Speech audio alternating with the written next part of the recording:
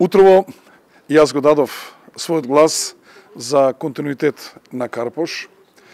Ги повикувам сите граѓани на Карпош и воопшто во Република Македонија да излезат и да гласаат, зашто гласањето значи да одлучиш каква ќе биде иднината на твојата општина во наредните 4 години и твојот глас е многу битен за да се одлучи каква личност ќе ја води вашата општина.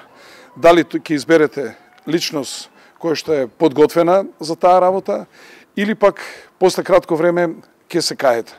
Во што поголем број, ако излезат граѓаните на овие избори, секако дека резултатите ќе бидат повистинити и изборот ќе биде поточен и сметам дека помалку ќе се кајат во наредните 4 години. Вашата оценка за кампањата? Мојата кампања беше апсолутно коректна, позитивна.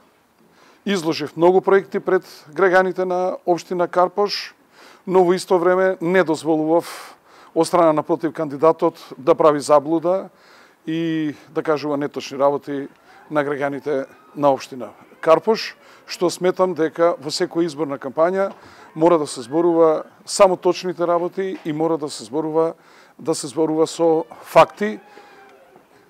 Моја задача е како градоначелник кој што сум бил 16 години да не дозволам некој да манипулира со гласачите во општина Карпош. Какви се вашите очекувања вечер? Доколку бидете избран за градоначелник, кои ќе бидат вашите приоритети? Приоритет е решавањето на паркирањето. Во план имаме 10 катни гаражи, зашто или ќе ги дигнеме приходите на општината или ќе земеме 12 милиона евра кредит со кој што ќе започнеме да ги градиме овие катни гаражи и најголем дел во наредните 4 години да го разрешиме тој проблем.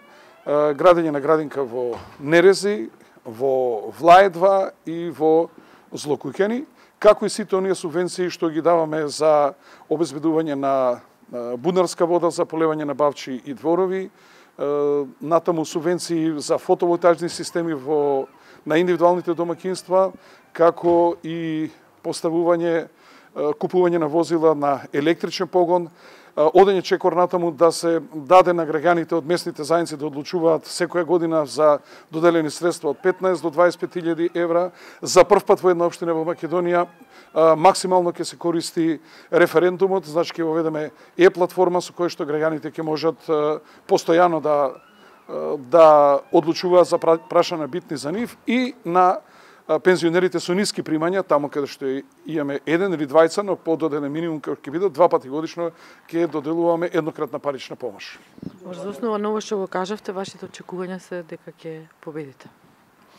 Врз основа на ова што го кажав, очекувам да победи визијата за Карпош, да победи смислата за решавање на проблемите на карпошани и да победат резултатите во работењето, како и за секоја работа искуството е одлучувачко во решавање на проблемите и во способноста да се решаваат проблемите на граѓаните. Да подсетам, диплома можеш да купиш, знаење не можеш да купиш, но искуство не се купува на ниеден универзитет во светот.